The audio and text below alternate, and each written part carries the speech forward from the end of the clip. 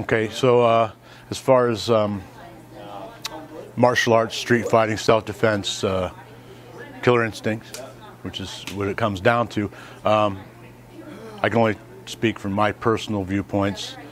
I joined the military at 17. I was infantry and airborne and a diver and did demolition work, and I worked as a military contractor. I was in Iraq. I was in Somalia in 1993. The list goes on.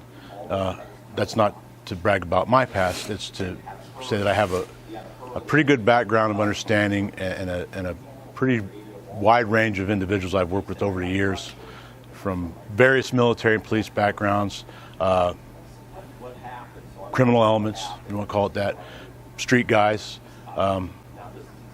men that are on different levels of a very violent lifestyle, whether it be defending our freedom, whatever you want to call it, police work, bikers, street gangs. I've been around a huge various number of men with varying military hand-to-hand combat, combatives, whatever you want to call it, martial arts, and so forth. I did taekwondo, kickboxing, jiu-jitsu,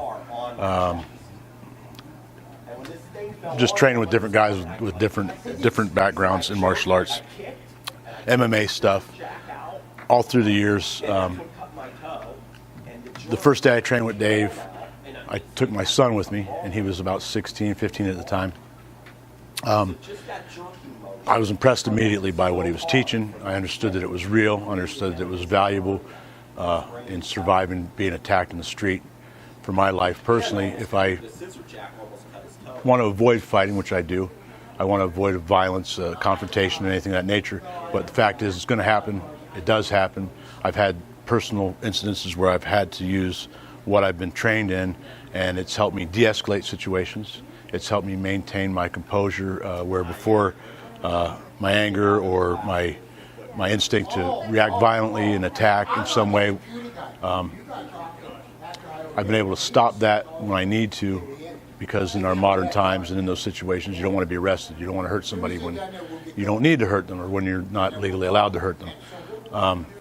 It helps a wide range of things, everything from what to do physically and what to do mentally and emotionally. Maintaining your blood pressure, your heart rate and your adrenaline, all those things that come into play when you're put face to face with confrontation and it's not your choice. It's helped my son, it's helped friends of mine, and those are true events. I won't go into the details, but they've been able to defend themselves or manage the situation to the point where they don't have to be brought into violence.